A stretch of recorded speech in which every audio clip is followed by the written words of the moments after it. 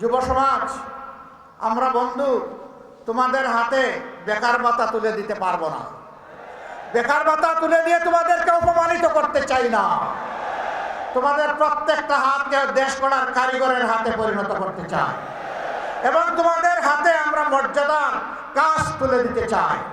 সেদিন প্রত্যেকটা যুবক যুবতী দাঁড়িয়ে নিজের বুকের দিকে ইশারা করবে, আমি বাংলাদেশ, এদেশ আমার, এদেশ আমি গড়ব, এদেশের জন্য দিয়েই চলব। এদেশ আমাকে যা দিবে আলহামদুলিল্লাহ, কিন্তু আমি আমার সব কিছু উজাড় করে এই দেশকে দেব। আমি বসে বসে বেকার ভাতা খাবো না। ফেনীবাসী, আপনারা ছিলেন আরো বেশি সন্ত্রাসের রাজ্যে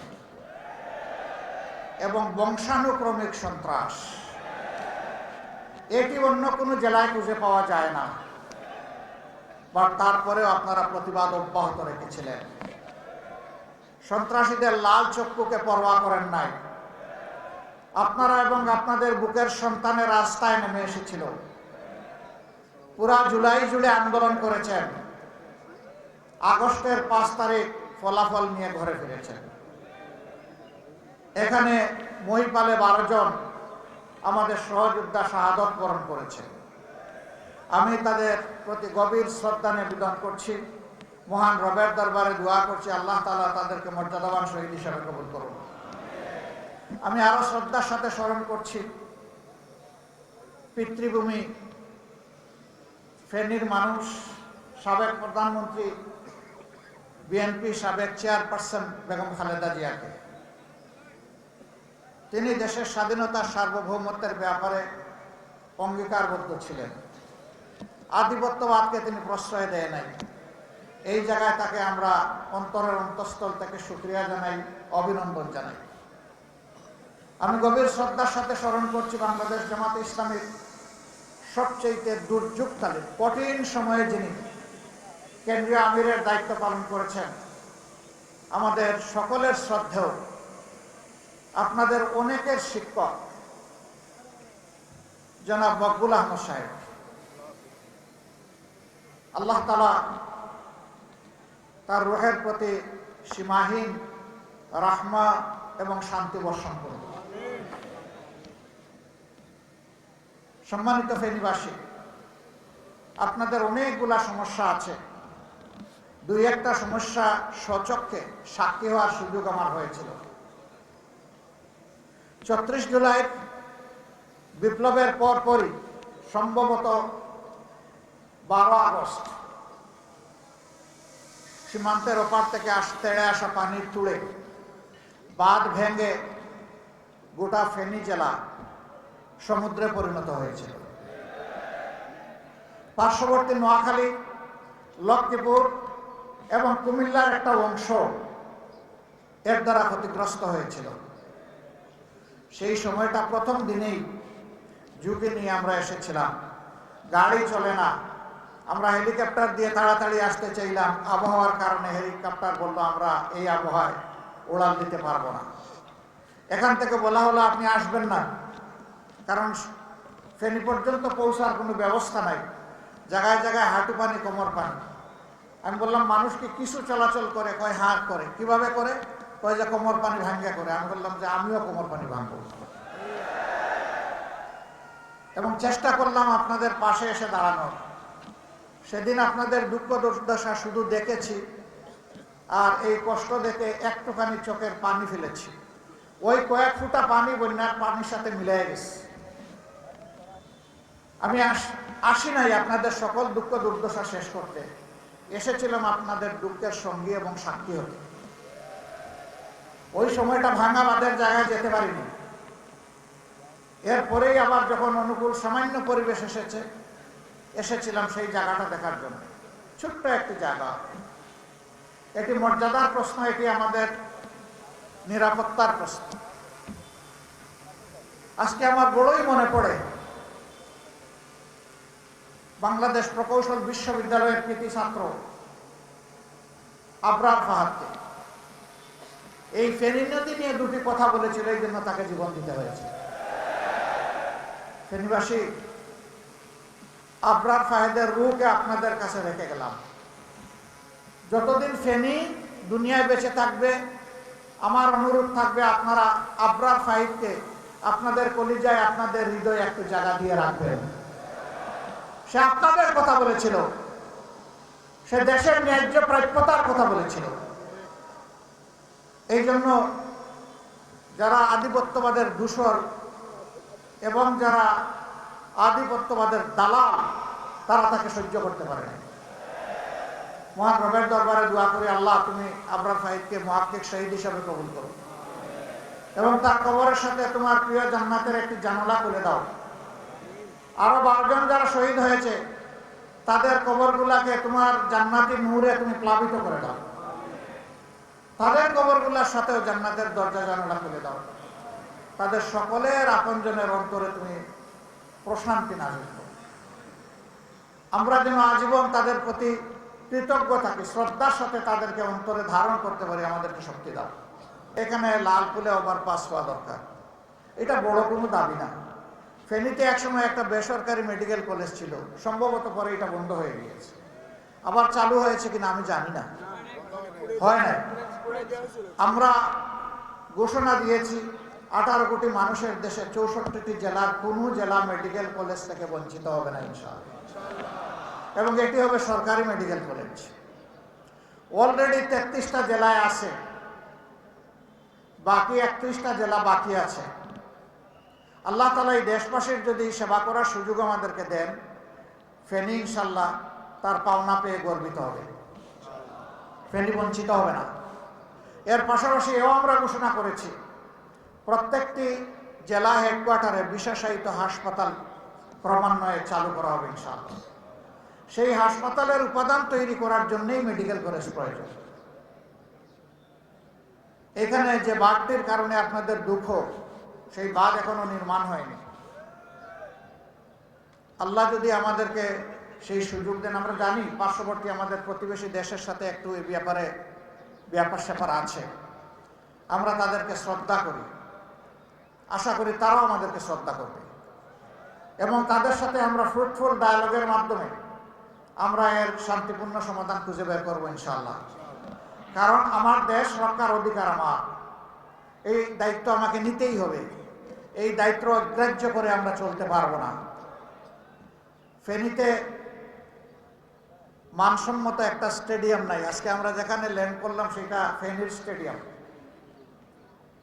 ফেনী একটা প্রসপারাস জেলা, বাংলাদেশের অর্থনীতিতে ফেনীর বিশেষ অবদান আছে।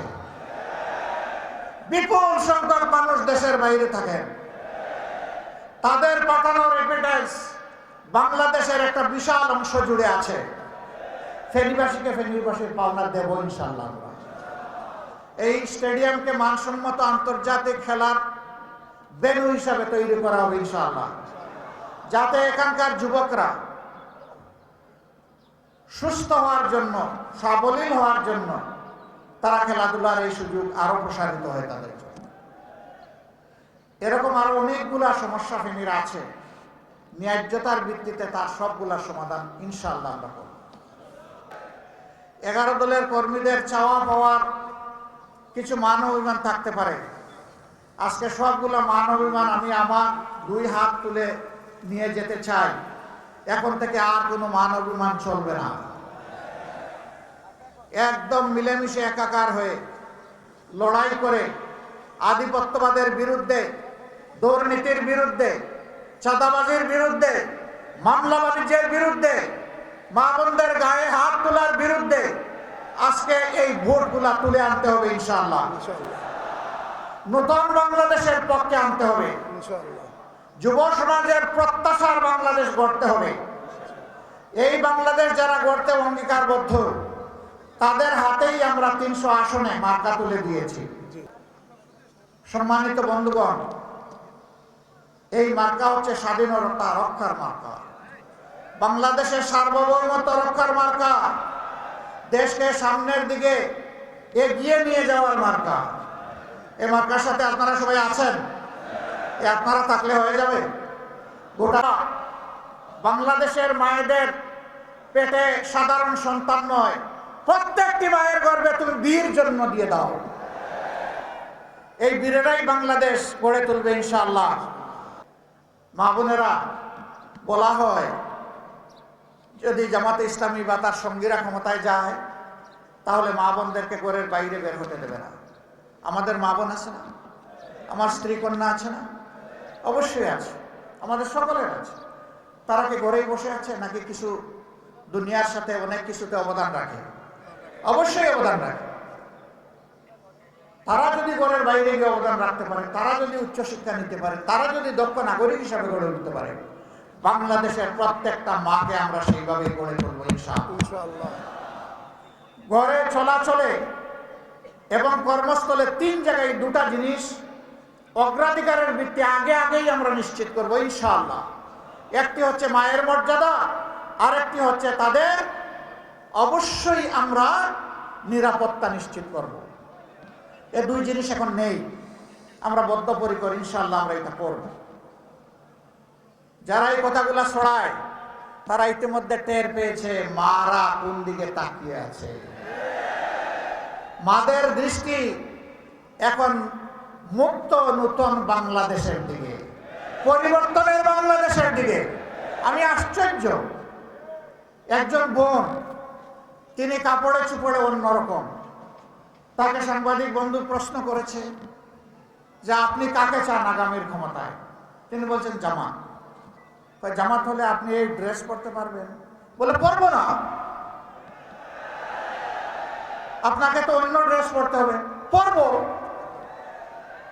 আচ্ছা, আপনি জামাতকে কেন চান? বলে যে জামাত আসলে এই দেশটা ঠিক হবে। আবার জিজ্ঞেস করেন উনি যে জামাতের কোন কাজটা আপনার ভালো লাগে? কয় জামাতই আমার ভালো লাগে। হোলসাম, পুরাটা, আলাদা কিছু না। আমরা মায়েদের প্রতি গভীর কৃতজ্ঞতা জানাই। এই যে মায়েরা আমাদেরকে এইভাবে তাদের হৃদয়ে জায়গা করে দিয়েছেন, তাদের এই যে দোয়াটা, এটা আমাদের শক্তি। ইনশাআল্লাহ আপনাদের এই আস্থার প্রতিদান দেওয়ার জন্য আমরা লড়ে যাব ইনশাআল্লাহ। আলিম উলামার ব্যাপারে একটা কথা ছড়ানো হচ্ছে, জামাত ক্ষমতায় গেলে কওমি মাদ্রাসা থেকে যারা ফারিগ হয়েছেন, শিক্ষা নিয়েছেন, সেই মাদ্রাসাগুলো বন্ধ করে দেওয়া হবে আর মসজিদ থেকে তাদেরকে বিদায় দিয়ে দেওয়া হবে। এটা জগতের একটা জঘন্য মিথ্যাচার। কওমি মাদ্রাসা আমাদের হৃদয়, আমাদের কলিজা। ইসলামী শিক্ষা মূলত তারাই এখন ধরে রেখেছে। আমরা কথায় নয়, কাজে প্রমাণ করব কওমি মাদ্রাসা মানেই আমাদের কলিজা ইনশাআল্লাহ। যারা ভয় দেখায় তারা মতলববাজ। আমরা আশা করি তাদের এই মতলব সবাই বুঝে। সম্মানিত ভাইয়েরা, আজকে আর কথা বাড়াবো না। ন্যায় ইনসাফের বাংলাদেশ গড়ার জন্য আমরা এখানেই 11টি দল ঐক্যবদ্ধ হয়েছি। আমরা চাচ্ছি ঐক্যবদ্ধ বাংলাদেশ। এই জাতিকে আমরা আর বিভক্ত করতে চাই না।